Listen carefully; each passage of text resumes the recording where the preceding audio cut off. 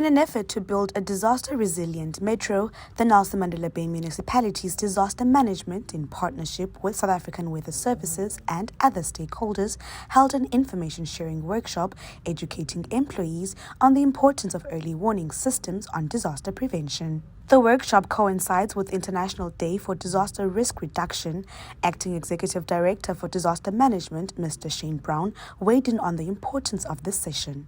Every year there's a specific theme, and this year's theme is around early warnings, to have an impact on the citizens of the world, to try and reduce the impact of disasters and what to do in an emergency, what to do in a disaster. How do you either prevent, mitigate, or if you find yourself in a situation, how do you actually recover from that disaster?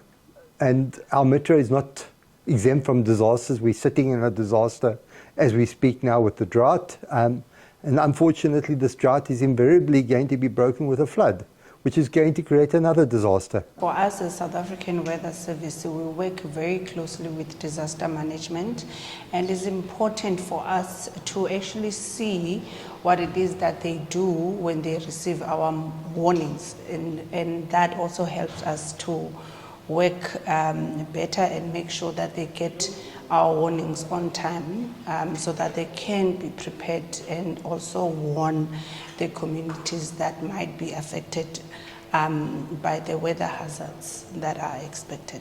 One of the participants had this to say. What I'm taking from today is that private stakeholders together with government need to work hand in hand, working with the community and ensuring that services come to the people, and our people conditions of living are more improved than what they were before.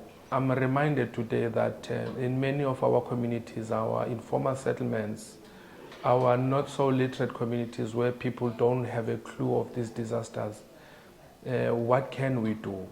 You know, how much urgency are we putting in place to ensure that services of this nature come to the people and that people are aware of these disasters of the current age?